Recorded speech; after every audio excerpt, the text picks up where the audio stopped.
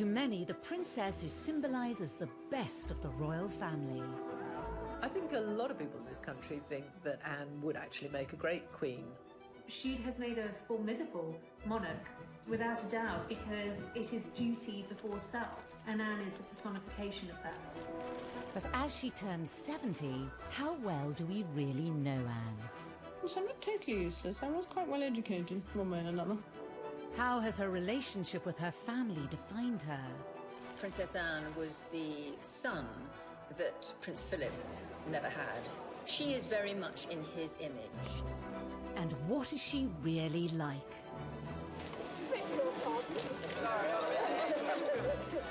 She doesn't tolerate fools. She can be snappy. She can reduce grown men to tears. How does it feel having a Buckingham Palace as your private property? Well, I don't know, because it isn't. She doesn't care about being popular. She doesn't care about rubbing people up the wrong way. How's the Duke of Edinburgh this morning? Oh, dear. You know where I am? Same place as you. We reveal the truth behind her most memorable moments. From the dramatic... Good evening. There's been an assassination attempt on Princess Anne and Captain Mark Fellows. It was an extraordinary incident, and she handled it in the most extraordinary way. to the controversial. Divorce? Very mirror. Never been mentioned. These were love letters. There was something going on between the two of them. No, I have no comment to make on the news report. We follow the highs and lows of an extraordinary life. She might not be about hugs and cuddles and compassion, but she is about duty and responsibility and hard work. She's still making headlines after 7 decades in the spotlight. But is she the best queen we never had? The Princess Royal.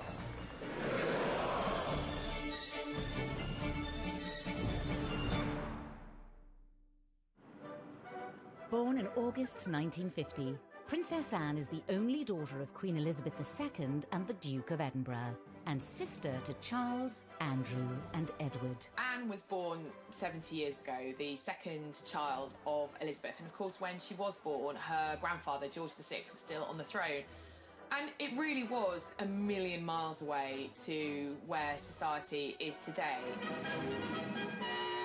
Arriving at Ballater Station with her family, the Queen was received by the Marquis of Aberdeen. Anne had a very 19th century childhood, a very traditional royal childhood.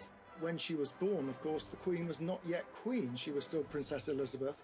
So Anne was not born at Buckingham Palace, as many people think, but actually at Clarence House, where the then Princess Elizabeth and Prince Philip moved after their wedding. Despite Charles being 18 months older and heir to the throne, it was Anne who was assertive from a young age. Anne's always been a tomboy. She's always been the one who goes out and climbs trees and is very courageous and very confident, very willing to explore the world and find her own way in the world. In a way, perhaps that Charles has been a little more timid, a shyer, more sensitive character. Anne is absolutely a chip off the old block. As a child, even though she was a couple of years younger than the Prince of Wales, she was quite happy to take him on in any kind of physical rough and tumble, and she often came out on top. One person with a better insight into Anne than most is Katie Nicholl. She recently interviewed the princess to mark her 70th birthday. I think growing up with 3 brothers, it was inevitable that Anne was going to be pretty tough, pretty resilient. She had to learn from an early stage how to hold her own as a girl in the royal family, second born to Charles. And, you know, I think there was a lot of competition between the siblings. So Anne was always going to have to stake out her own role in the royal family. The princess had to become independent from an early age. She was not even 3 years old when her mother became queen in 1952. You have to remember that Anne was the daughter of a working mum, which in those days was not that usual. And she had a very hard-working mum. Elizabeth was away a huge amount. I mean, Anne was tiny when her mum and dad went off for 6 months around the Commonwealth. So she and Charles were left, not exactly to fend for themselves, but certainly they were largely brought up by nannies and governesses. Growing up, Princess Anne spent much of her time separated from her family. Anne had quite a solitary childhood in many ways because she had her brother Charles, and then there wasn't another sibling for a further 10 years, actually. So it was herself and Charles at home being educated at home till Charles went off to boarding school, and then there was just Anne. And she was left with her governess for, I think, the best part of 7 years. But it must have been a very strange existence. I think growing up as a young girl, Anne did have quite a different childhood to previous royal children. Initially, she was homeschooled, as all royal children were, but she was desperate to go to school. She wanted to get out, she wanted to discover life beyond the palace walls. You know, she had a brain, she wanted to go and learn. Up until this point, all British female royals had been homeschooled, but Anne broke the mould. She was the first princess to go off to ordinary school, if you like. Very posh school, very posh indeed. But she fitted in very well. I think she enjoyed life as a boarder at this school with other young girls to lark around with. Wasn't brilliantly academic, much more interested in sport, much more interested in horses, of course. She was an independent little girl from a very early age and, you know, to a degree, had to become quite a grown-up child quite quickly, and possibly that strong sense of independence that I think we see in the Princess Royal, and that commitment to duty. You know, what she saw her mother do. She was the daughter of a working queen. I'm sure that has all contributed to the woman Anne grew up to be. But unlike her mother, the princess was never destined to be queen. In a way, it's quite sad because you have this amazing kind of role model in her mother who was a very strong woman, a very powerful woman, you know, back in the 50s and 60s, which was kind of post-war, when women's rights and equality was really, really starting to take off and be incredibly important. And her mother was a great role model. And in some ways, it's a shame that Anne wasn't born first. But even if she had have been first, the rules back then, the law of primogeniture back then meant that any boy, any son born to a monarch would always take precedence over his sister. Because of the rule of primogeniture at the time, Anne's brothers all overtook her in the order of succession. When she was born, she was third in line to the throne after her brother and her mother. Grandfather was then still the king. And then when Princess Elizabeth ascended to the throne, Anne obviously moved up, and for many years she was number 2 to Charles. But obviously things changed when the Queen had that second burst of motherhood with the arrival of Prince Andrew in 1960, and then 4 years later Prince Edward in 64. Anne moved down below her brothers. That was the system then. A lot of people have never been very comfortable with it, but that's how it was. And I think Anne accepted it. Princess Anne discovered that there were advantages to not being the heir. She knew that she was never destined to be queen, and it meant that she was spared a lot of the upbringing that her brothers had to go through. She was allowed a little more freedom. She was able to do what she wanted to do, wear the kind of clothes she wanted to do, see who she wanted to see. It was a degree of freedom, encouraged, I have to say, in part by her parents. Throughout her life, the princess has continued to be pushed further away from the throne. So she's now 14th in line to the throne. She slipped down behind her brothers, Edward and Andrew, their children, and then, of course, the children of Princes William and Harry. So she is currently 14th in line to the throne, and therefore very unlikely to ever become queen herself. I think playing second fiddle to Charles and then being leapfrogged in line to the throne by, of course, Andrew and then Edward, and subsequently pushed further down the line of succession. I think Anne very much wanted to create a role for herself within the royal family and to really break free, particularly of Charles's shadow. She may have fallen down the line of succession, but many believe Anne is number 1 in her father's eyes. Well, it's long been rumoured that, you know, the Queen's favourite son was always Andrew, and that Philip's favourite child was always Anne. And of course, Anne had the advantage of being the only daughter, so very possibly there was some favouritism from Philip to his daughter. And I think she's always looked up to her father. We know that Charles found it difficult being the eldest son, found it difficult being Prince Philip's son. But there wasn't quite the same pressure on Anne. As she grew older, Anne's similarities to her father brought them ever closer. I've always thought that Princess Anne was the son that Prince Philip never had. She is very much in his image, and I think that is what he wanted Charles to be. And Charles was a very sensitive child who grew into a sensitive man who is emotional. Anne is none of those things. Anne is very straightforward, very blunt, calls a spade, but is also very funny. And her father is very funny. And I think they have absolutely the same sense of humour. Does the press really annoy you? Yes, I think yes, I think it does. I think it wouldn't really be doing its job if it wasn't. Both of them can be quite grumpy, both of them can be quite difficult, both of them shoot from the hip, both of them say what they think, both of them are kind of keep calm, keep buggering on, and both of them have a really strong work ethic. Anne's early work ethic would stand her in good stead for her royal future, but would her strong character lose her favour? And how did she upset America as a teenager? She looked at the time as though she didn't want to be there, they said. She refused to answer anyone's questions, snappily saying, "I don't give interviews." She doesn't tolerate fools. She can be snappy. She can reduce grown men to tears.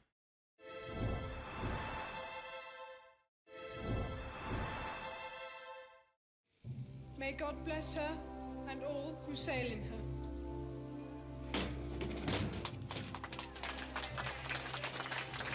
Princess Anne's incredible work ethic was evident from a young age. In 1968, aged just 18, she became a working royal. I think she's always had a sense of commitment from a very early stage in her life, and after school she decided that rather than go to university, she wanted to start working and becoming a full-time working royal, and that's exactly what she did. Anne didn't see the point of any further education. She'd had quite enough by the time she was 18, and said that she thought university was a very overrated pastime. She probably wouldn't have got in anyway because she didn't do brilliant in her exams. I decided, after my limited school career, not to go to university. Contrary to some reports, not because I couldn't go to university, but I didn't actually want to go to university. She was just out of school and she was going on engagements with her mother and father. When the Queen and Philip went to Australia in 1970, Anne wasn't even 20, she was still only 19. She accompanied them, and it was the birth of what has become a real royal staple, the royal walkabout. There had never been a walkabout before, but such was the interest in the young teenage Princess Anne, and she was a very gamine and attractive teenager. The crowds turned out in their thousands. The princess has devoted a large part of her life to official engagements and is often referred to as the hardest working royal. She always has been one of, if not the most hard-working member of the royal family. I mean, she will carry out 4 or 5 engagements in one day. She could be in Scotland in the morning, London in the evening, and she will be very well briefed on every engagement and extremely professional. She's admitted she's a workaholic. Anne is very no-nonsense, and she takes that approach to her work. She regularly tops the best-selling list in terms of the highest number of engagements. I think on an average year she does anything from 350 to at most 500 engagements, both domestically in the UK and abroad. It's a huge workload. I remember Kevin MacLeod, who was the Canadian Secretary to the Queen, said of Anne in 2014, her credo, literally her belief is, keep me busy, I'm here to work, I'm here to do good things, I'm here to meet as many people as possible. Anne may work hard behind the scenes, but for many years this has been eclipsed in the media, all due to her troublesome relationship with the press. This was apparent from her first visit to the United States in 1970, when the princess was just 19. One of her first foreign trips was to America, where she and Charles went together, and she was not very well received there at all. She went to the White House to visit Nixon when he was president, and There was a lot of negative press because she seemed to be so sulky. She looked at the time as though she didn't want to be there, they said. She refused to answer anyone's questions, snappily saying, "I don't give interviews." She was very ungracious. It was very much noted that Anne didn't seem to have the friendly, soft, smiling face. She was wound up being dubbed Princess Sourpuss. The Americans said, why did she bother to come? It's quite clear she doesn't want to be here. So that was the beginning, actually, of pretty much a lifetime of often negative headlines for the princess. This early trip set a pattern for Anne's relationship with the media. There are probably members of the press, photographers particularly, who have perhaps been on the receiving end of Anne's shortness, shall we say. She can have a quick temper and she just really doesn't have much time for the press. She'd much rather just get on with the job in hand and not worry about a press pack there to capture every moment. And some of those moments were certainly unexpected. In 1969, while visiting troops in Germany, the world saw another side to the princess. We were kind of all knocked out when she was 19 and she went to Germany on a job. And we were getting pictures back of her. She is the holder of a heavy goods vehicle licence, and we saw her driving a 52-ton Chieftain tank. Astonishing.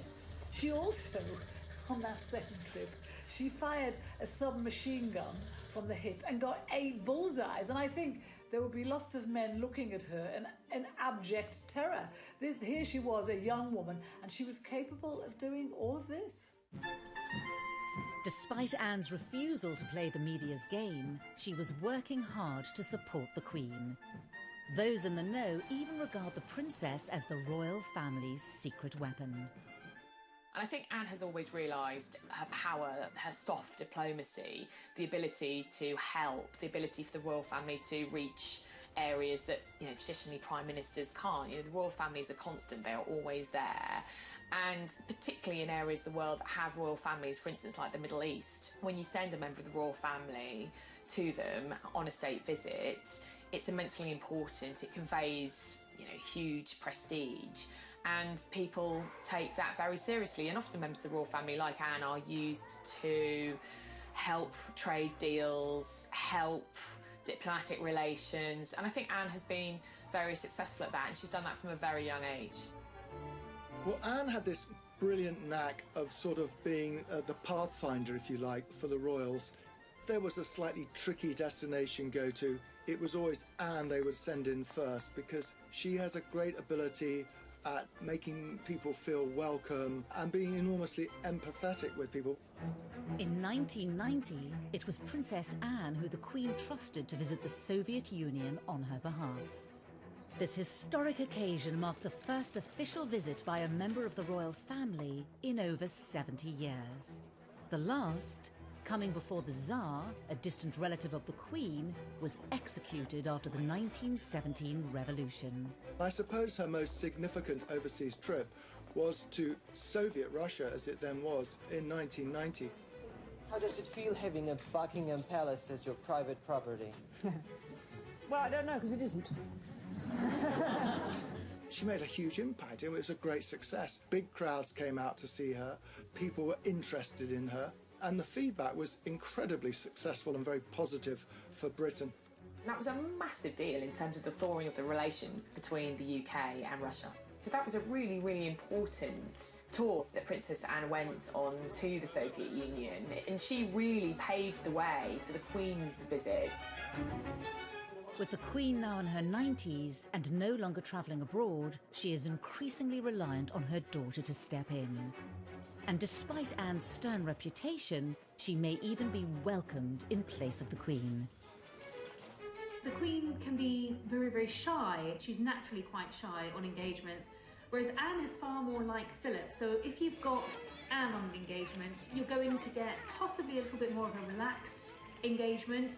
Anne isn't afraid to talk, she will have banter, she will ask questions, she will engage in a way that I don't think we see the Queen do. When you watch engagements with the Queen, they tend to be very formal. The Queen doesn't say very much, she's shown around and she observes. She may ask occasional questions, But with Anne, I found the engagements to be a lot more informal. As well as her royal duties, Princess Anne is involved with countless charities, organisations and military regiments in the UK and overseas. It's not just the public engagements. She is involved in a huge amount of charities, some 300 charities, some of which she's founded herself. She writes her own speeches. She has a very small staff as well. Charles famously has a lot of staff looking after him. It's a big operation, being the Prince of Wales. When you look at the charities and patronages that Anne represents, you will see her interests reflected in those charities. So whether it's charities supporting the armed forces or veterans, that's a major issue for her. Carers Trust, which actually she established. Animal welfare charities, equine charities, they have a meaning to her. It's where she feels she can bring something unique and helpful in her role. She's never seen the point in being just a nominal head of an organisation, which is why she works so phenomenally hard. It would be almost impossible to go and visit every single charity and organisation she's involved with every year, but she does her damnedest to do so. She believes that if you're going to put your name to it, it needs to be more than just a name on a letterhead. You actually have to go along, see what they're doing, encourage them and bring what publicity you can to them. One charity that has always been close to Anne's heart is Save the Children, and she's willing to take great risks in order to help. If you want to improve the lot of children, then you must improve the lot of their mothers.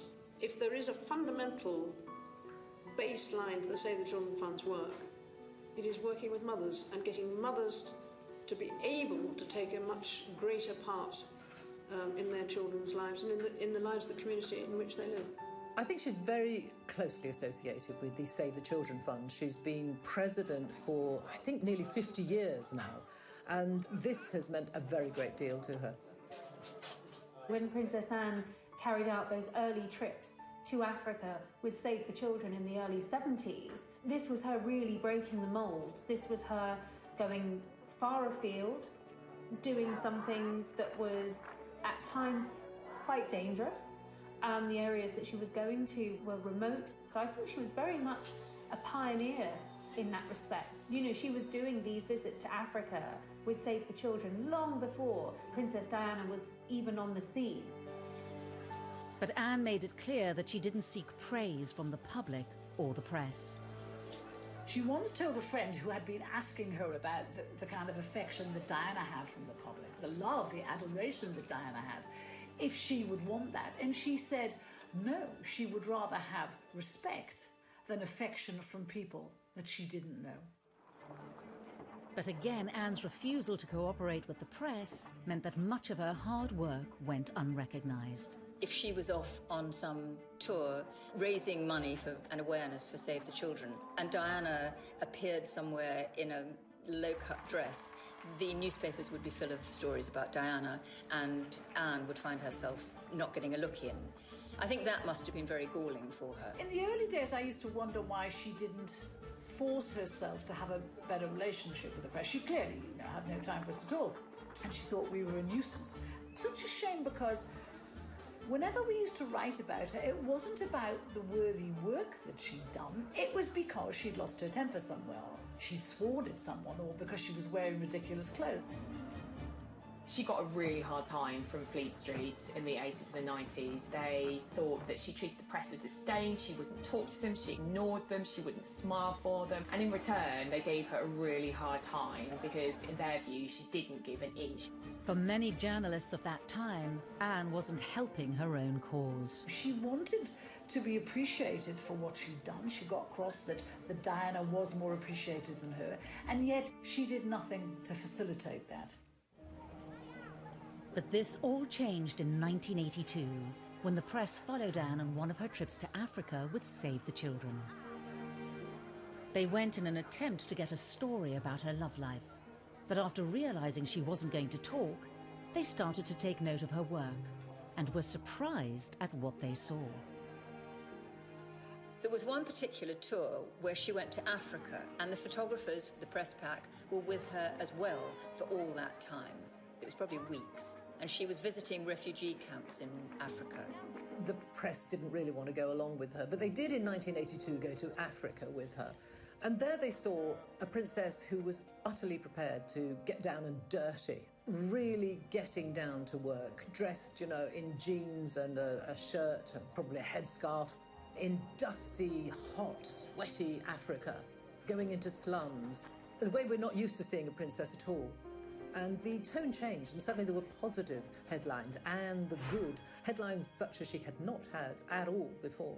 And I think people began to appreciate that we had a very hard-working princess there who would travel the world and not stand on airs and graces. With a new understanding of her work behind closed doors, it seems the press and public have come to accept Anne's unique approach. She doesn't tolerate fools. She can be snappy. She can snap at Lord Lieutenants, for instance, who are trying to keep her to a timetable. She can reduce grown men to tears. She's very like her father in that respect. And she is a very, very hard worker and wonderful at what she does. Very straight. She is what she is. And she's always said, actually, I've got to be true to myself. I am what I am. And that is a slightly haughty, imperious at times princess, but someone not at all snobbish, and someone with a common touch, albeit a common touch that often involves wearing white gloves. But, you know, you can't take it away from her. She is a hard-working royal. But it's not only Anne's Olympic work ethic that has astounded the public. She's had a whole other career with highs. We had a world-class sportswoman as a working royal, and that's quite unusual. And lows. It's pretty humiliating to be seen covered in mud and water and scrambling after your pony.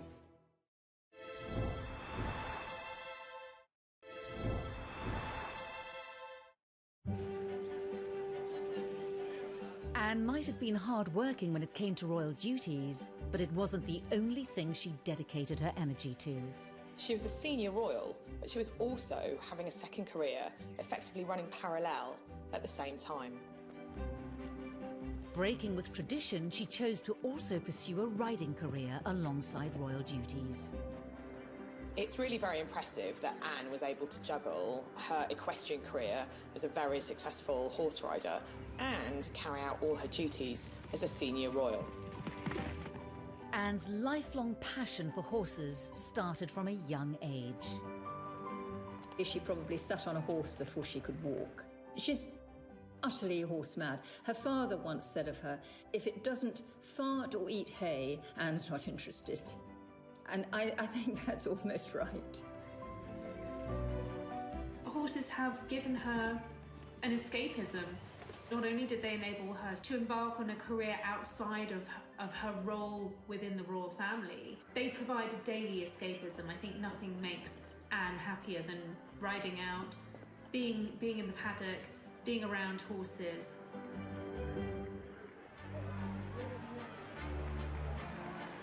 Horse eventing has long been considered a risky sport. Go. And Anne's royal title did not give her any immunity to the dangers.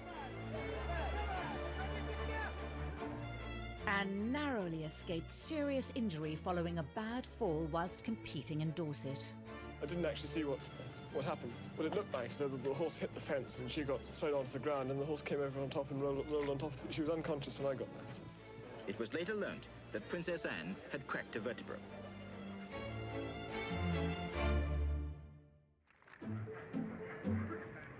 Growing success in her equestrian pursuits led to an increased level of press interest in Anne, much to the dismay of the young princess.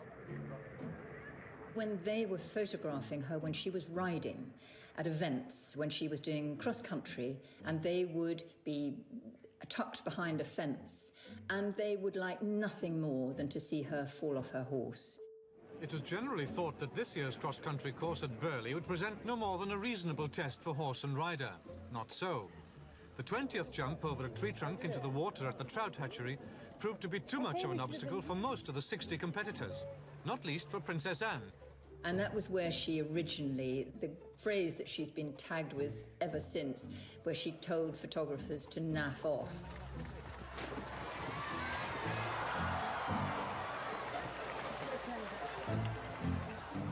Anna's always spoken her mind, and she can be quite abrupt. It wasn't really naff off. Her language can be quite fruity.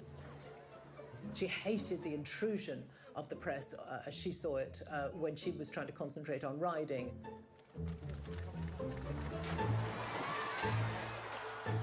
I mean, it's pretty humiliating to be seen covered in mud and water and scrambling after your pony. But she'd always get back on straight away, even after some of the worst tumbles. Anne's stoic attitude, however, won her admiration. If she fell off her horse, she was going to get back up and get back on that horse and prove that she could take the next jump. And I think that is a metaphor really for how she has approached her royal life, with steely determination and resolute commitment.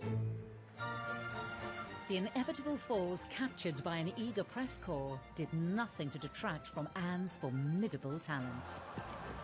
In 1971, at the European Horse Trial Championships, the 21-year-old princess wowed the equestrian world.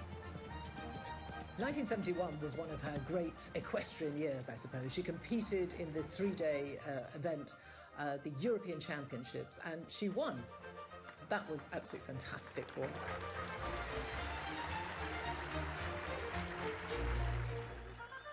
Anne's sporting success allowed the public to see a different side of the princess. She was voted the BBC's Sports Personality of the Year, which is always one of the greatest accolades you can have as an athlete, as a sports person. So there, in front of hundreds of other top people in their sports, she was fated as the top woman.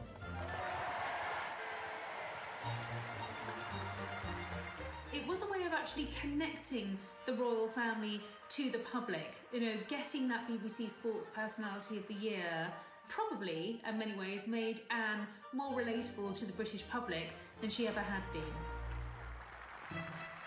Princess Anne's riding career reached its peak when in 1976, Anne was chosen to represent her country on the biggest sporting stage possible.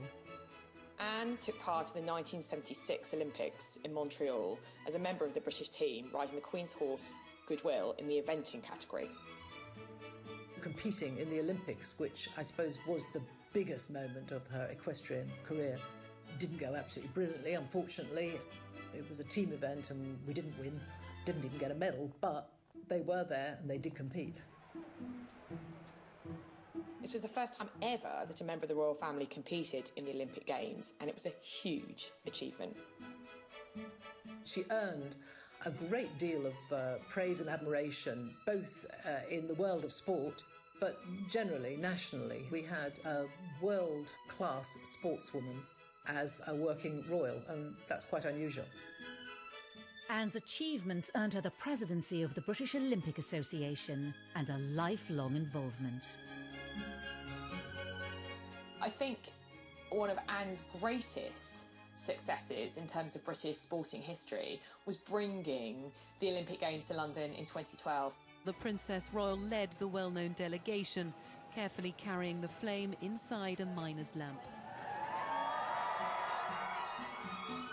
Sebastian Coe has said that we actually owe her a bigger debt than most of us realise for having secured the London Olympics in 2012. Once again, she showed this character. If she believes in something and she takes it on, she will give 100% and more.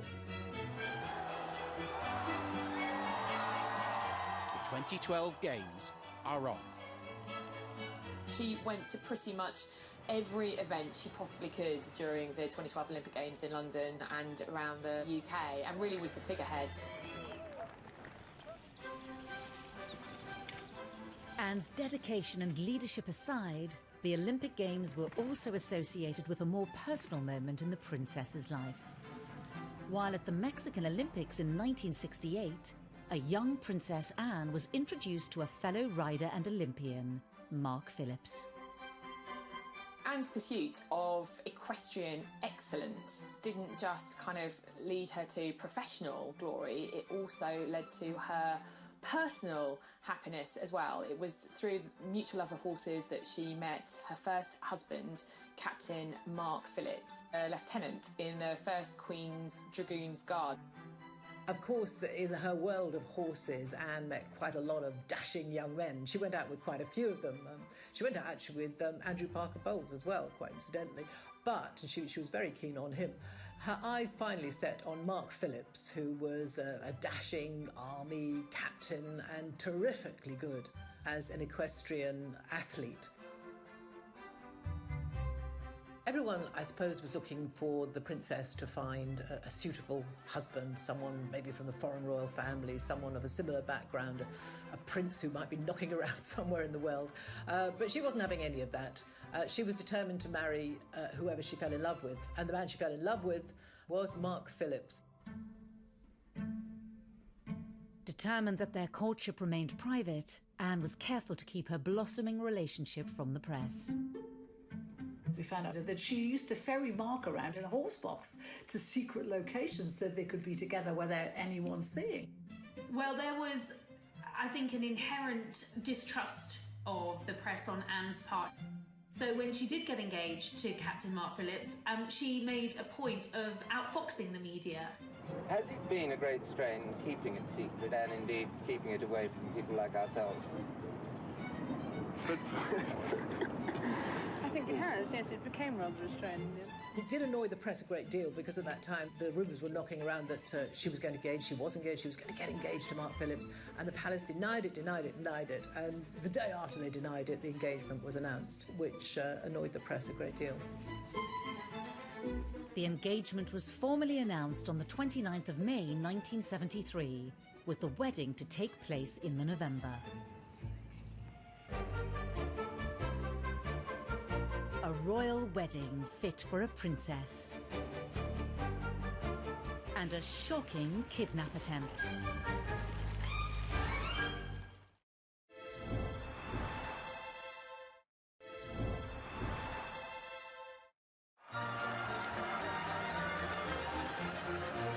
In November 1973, Princess Anne married Mark Phillips with all the pomp and ceremony of a royal wedding. I think had she been able to have had things her way, it probably would have been a low-key wedding, but she was the first of the Queen's children to get married, the only daughter, so it was going to be a big deal. There we can see groom Captain Mark Phillips. Even though it was November, like her mother's wedding, almost 50,000 people lined the streets to watch her go to Westminster Abbey. An estimated 500 million saw it on TV. A royal wedding has always cheered people up, and in this, as in everything else, Princess Anne, when pushed, delivered. Now the best man, Captain Eric Grounds, puts the ring on the Archbishop's prayer book for the blessing. She probably didn't like very much the fact that she had to get married in Westminster Abbey with all the glitz and the glamour and the fairy tale princess. She has always felt, I think, rather lacking in that. She says, I know, I never have been and never will be the fairy tale princess that people imagine. And, you know, maybe she feels she's been a bit of a disappointment, but that's just not in her nature. There were a few concessions to Anne's taste and personality. The wedding dress didn't come from a famous designer. It came from her own regular dressmaker. And the cake was made by the Army Catering Corps. The moment we've all been waiting for, and how lovely she looks. Now, we expected something quite different, and we've certainly got it today. Look at that wonderful gown. The dress was very simple, very demure. The bouquet was very demure. It was all pretty low-key, and I think that was very much Anne's choice and very reflective of how she wanted things handled. You know, she's not one who is comfortable in the spotlight, particularly when it's on her personal life. The bit I love about the wedding dress, it was this beautiful medieval-looking dress cut from one piece of fabric, apparently. But none of us could see it. But on the shoulders, apparently, there were little epaulettes, just sketched in pearls, a kind of gesture to a uniform.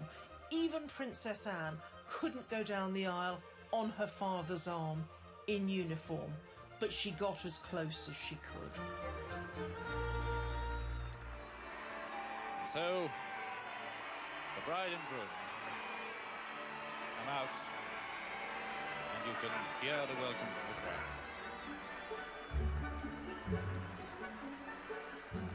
Tradition has it that the Queen often bestows new additions to the royal family with a title upon their marriage. It was in the Queen's gift to bestow an earldom on Captain Mark Phillips, who was a commoner. He refused that title, and very much with Anne's blessing, and I think from the outset they were determined to live as normal, private lives as possible.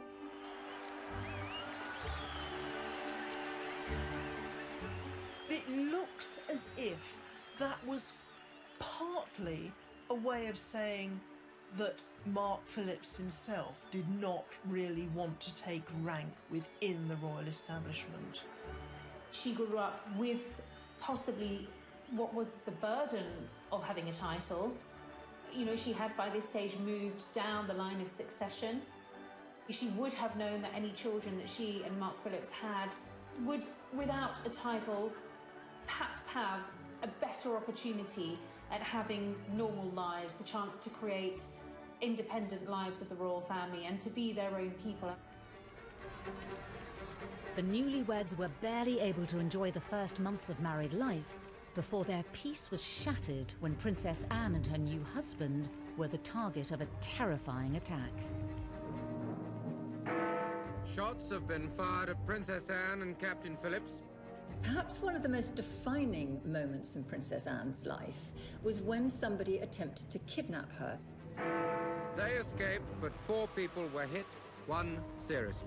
Good evening. There's been an assassination attempt on Princess Anne and Captain Mark Phillips. Their car was forced to stop by a Ford Escort on the Mall. The driver of the Escort, Ian Ball, jumped out and began firing a pistol at Princess Anne and hurt police protection officer. He shot several people, including Anne's police protection officer, who immediately got out of the car to confront him, and he shot her chauffeur. Amateur boxer Ronnie Russell was passing as the incident was unfolding.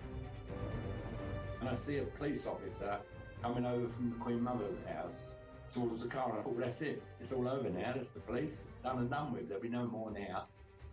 And then as he arrived at the car, I saw the bloke just turn around and shoot him. I mean, you can't do that. We don't stand for that. You ain't getting away with that one. So I struck him at the back part of the head. And he just turned and fired at me. That missed me, went through the windscreen of a taxi coming down the Mall. Ball's intention was to kidnap Princess Anne and ransom her for millions and millions of pounds.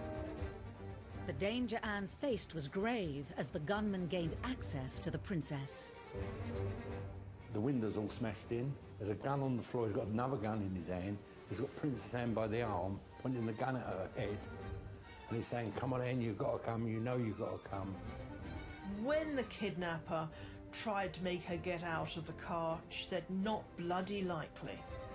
This was no damsel in distress. She refused to get out of the car for Ball and told him that she was absolutely not going to do what he said. She said later, talking about the incident, she was scrupulously polite, but she was not going to do what he said. Well, then they had a tug-of-war going on, and I could see that she was breaking the grip with him. I leant into the car. I said, come this way, Anne, you'll be safe. I got by the forearms, held her out of the car, in front of me. I said, now we're going to walk away, and it's going to have to go through me to get you. At that point, he has run round behind me. Mark Phillips has seen that, dragged her back into the car. So when I've turned round, he's there now. He's like as far away from me as you are, and he's standing with a gun pointing at me. And I thought, well, it's your turn or my turn. And then I hit him very, very hard. Thankfully, the incident was brought under control by the arrival of the police on the scene. It was an extraordinary incident, and she handled it in the most extraordinary way. And the next day, she was back on duty, working as if nothing had happened. Just the same kind of attitude as if she'd just fallen off a horse.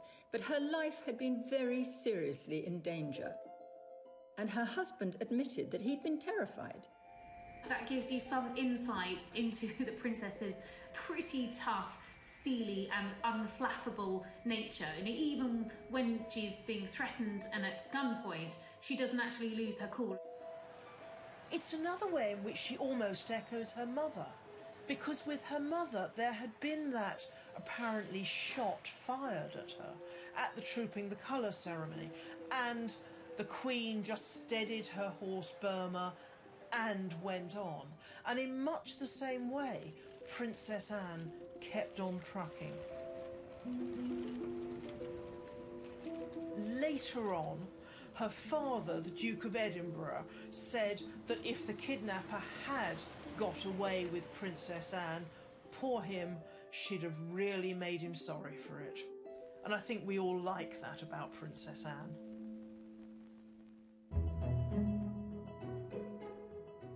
Following the foiled kidnap attempt, the royal couple went back to life as normal. Princess Anne and Captain Mark Phillips welcomed their first child, Peter, in 1977, followed by their daughter Zara in 1981. Both children were raised without royal titles and away from the royal spotlight. Zara has said on many occasions that not having a title gave her enormous freedom. That's what Anne wanted. She wanted her daughter to be a normal teenager and to get into the kind of scrapes the teenager did. And Zara absolutely has gone her own way. Peter and Zara are incredibly down to earth. You know, they don't even speak in the same way as many senior royals. You know, there's nothing pompous about them at all. I think they're great young people. Princess Anne's vision for her children was to pay off when in 2012 she awarded her own daughter a silver medal at the London Olympics. Princess Anne's insistence that her children be shielded from the demands of a royal title was a position not shared by all her siblings. Andrew rather pompously has insisted on full status for his girls, who are both princesses, and Edward's children too do have titles. So she's very different on that. Andrew has always felt that his girls should be senior members of the royal family, be treated as such, and have titles to go along with that. I think this shows a difference in attitude between the siblings. Anne is a no-nonsense, get-on-with-it sort of woman. She is royal, she has the titles, and she does the work. But she's not someone who takes herself too seriously. Andrew, her brother, I think, feels very entitled. He wants the adulation, and I don't think she does. And I think, looking back from where we are now, that looks like a very prescient decision. We know that Prince Charles wants the future ahead to be a slimmed-down royal family, not too many extraneous members of the monarchy. But Princess Anne was there decades before him. Anne may have been notoriously private, but eventually details of her private life did spill out into the open. Rumours swirled of issues within Anne's marriage. Divorce? Very Mirror. Never been mentioned by anybody. And leaked letters suggested a third party's involvement. No, I have no comment to make on the news at all.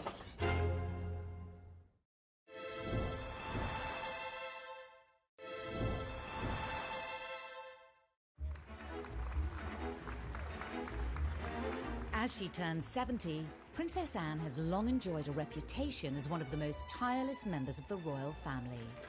With close links to over 300 charities, organisations and military groups, every year she takes part in hundreds of engagements. On this occasion, I'm marginally better organised than usual. I just left my voice behind. She has an amazing energy and a real commitment and passion about the work that she does. She's absolutely committed to those charities, and there are very many of them. The only royal coming close in this regard is her older brother, Prince Charles. Oh, to be young. Last year, he just pipped her to the title of hardest working royal, undertaking 521 outings compared to his sister's 506. For much of her life, it's been hard for her not to be overshadowed by the older brother destined to be king. It's good for you in the end, I suppose. It's character building, I suppose. All their lives, comparisons have been inevitable. Charles is quite a sensitive man. I think we all know that he feels things quite deeply. He thinks very deeply. He's philosophical. He cares a great deal. And I'm not saying that Anne is uncaring, but she's much more like her father, which is a pragmatist. I mean, Philip once said that I'm a pragmatist, Charles is a romantic, and very often a romantic thinks that a pragmatist is unfeeling.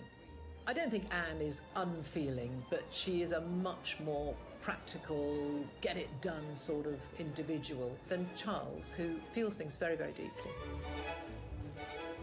The difference between her and Charles, I think she was tougher than him. She was always stronger than him. In fact, someone once said, you know, she's the king we never had.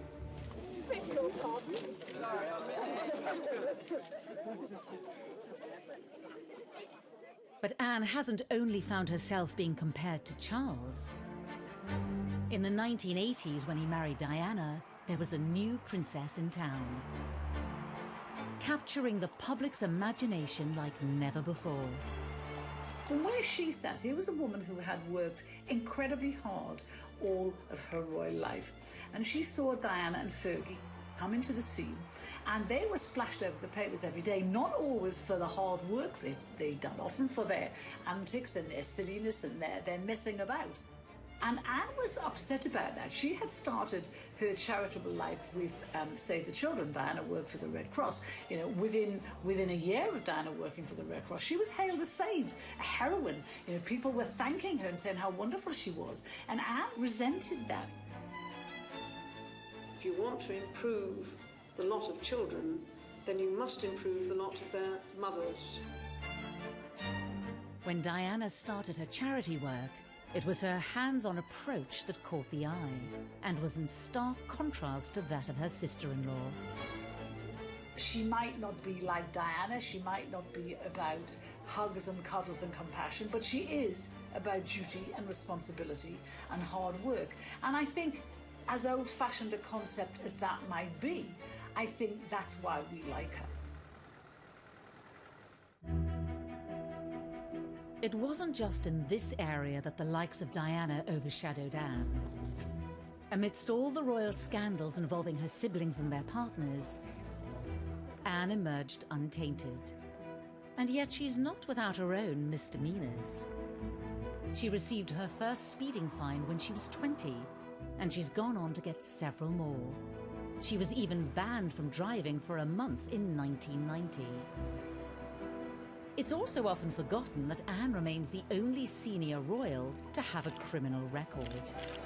In 2002, she pleaded guilty to charges that her dog Dorothy, an English Bull Terrier, bit 2 children in a park. Convicted under the Dangerous Dogs Act, she was fined £500.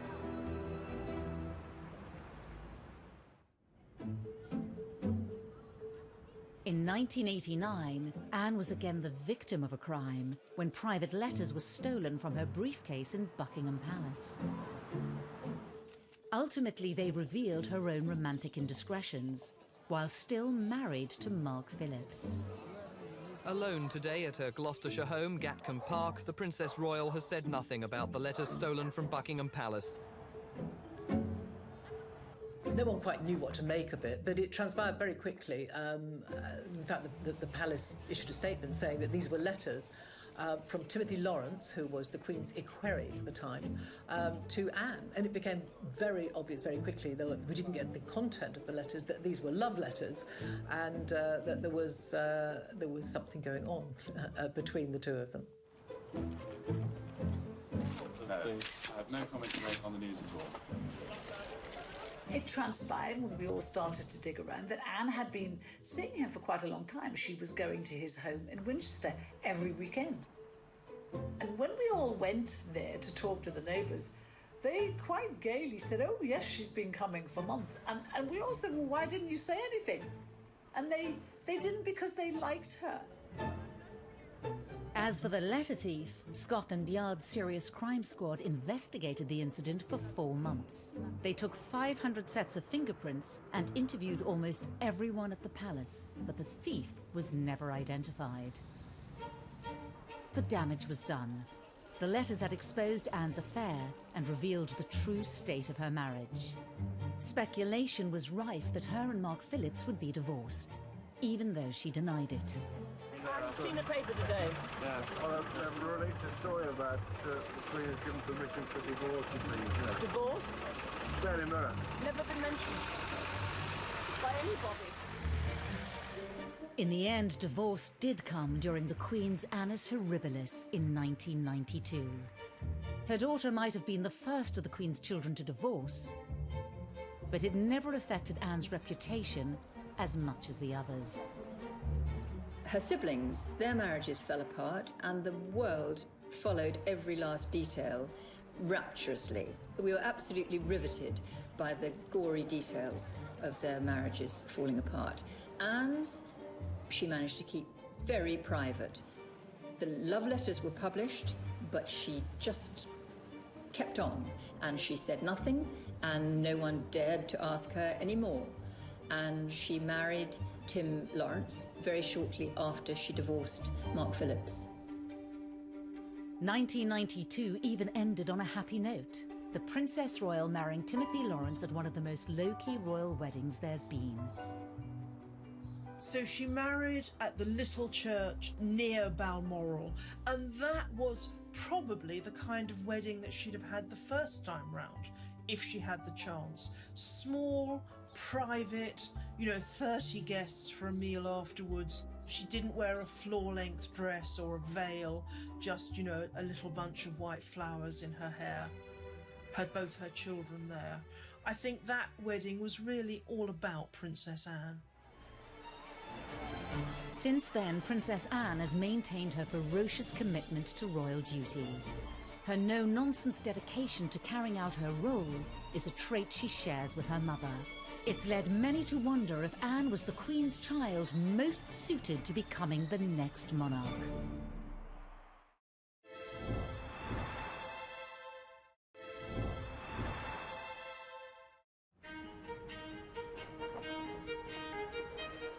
At 70, Princess Anne is as energetic in her commitment to the royal family as ever. In March 2020, she was at Paddington Station to unveil a train named after the Second World War spy, Odette Hallows. It's a pleasure to join you here, wearing this uniform, which is one of the only things I share with Odette, but to represent the First Aid Nursing Yeomanry. I think Princess Anne is a great ambassador for the United Kingdom. I think we've all come to feel that she reflects a lot of what is best about British royalty. The naming of this intercity express train. To many, Anne has all the qualities needed to have been a great queen. When you think of Princess Anne, I think people do think of someone who's incredibly hardworking, who's very committed, and a woman who, frankly, had she ever become queen, I think most people are quite unanimous that they think she would have been incredibly good at the job. She has all the qualities, the main one being the sense of duty. The one thing that makes the Queen stand out is her enduring sense of duty to the people of this country. And I think Anne absolutely has that.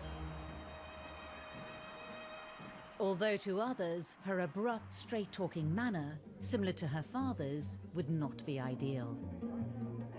I don't think her temperament is right for the role. Possibly she would have been different if she'd known that she was the heir, and maybe she would have controlled her outbursts.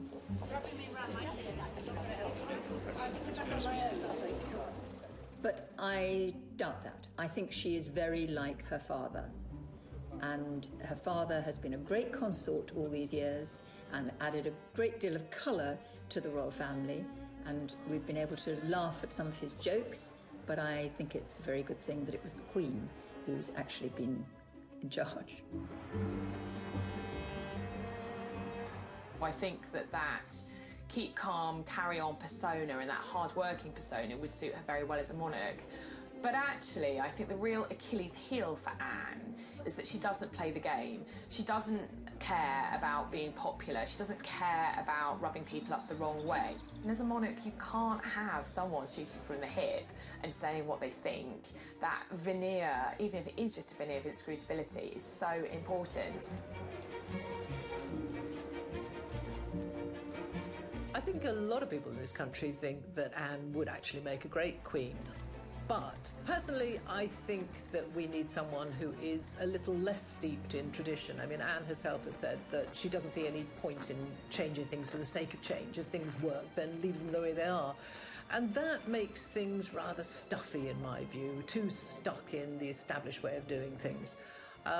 So I think we need a moderniser, and I think to a great extent Charles will be, and William certainly will be.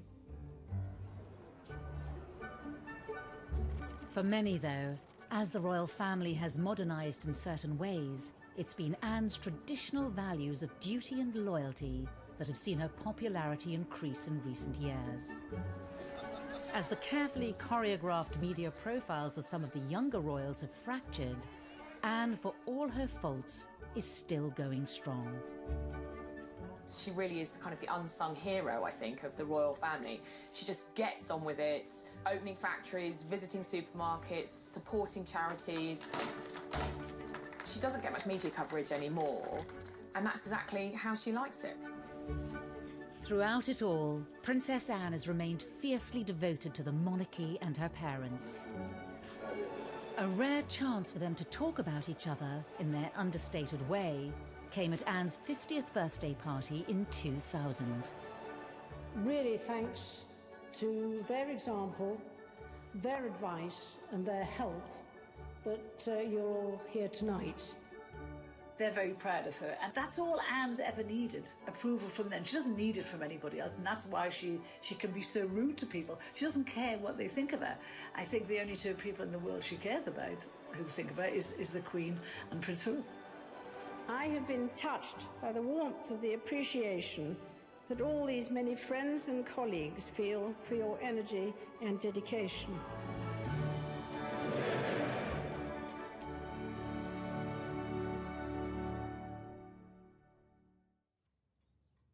In the last year, a rise in popularity for Anne has certainly been helped by a standout portrayal in the TV series The Crown, as the family's most unpretentious royal.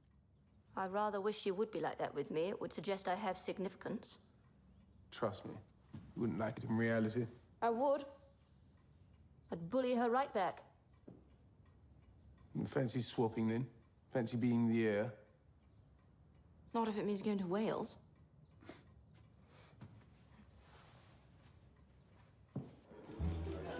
Also being seen sharing a laugh with world leaders as they appear to talk about Donald Trump.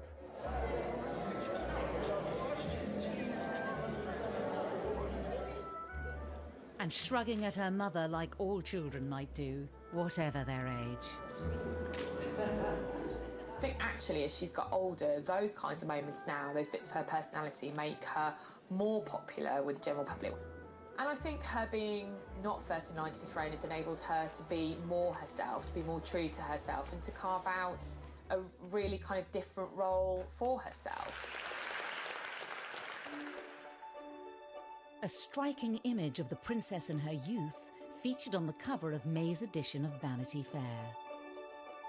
And in a revealing interview to mark her 70th birthday, she said, It's about serving, and credited her parents for influencing her work ethic. She also warned the younger members of the family against reinventing the wheel when it comes to public service. Her advice after many years of duty is, don't forget the basics. Something she says she intends to do for many more years to come. I think she probably won't ever slow down. I think she's like the Queen in that respect, that, you know, she will just keep ploughing on as long as she's able.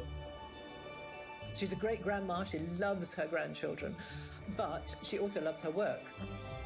It is really what she's been born to do, I think she feels, so she'll carry on. She gets a lot out of it, as well as putting a great deal into it. So it is my very great pleasure that I present on behalf of Her Majesty the letters patent to the town of Wootton Bassett.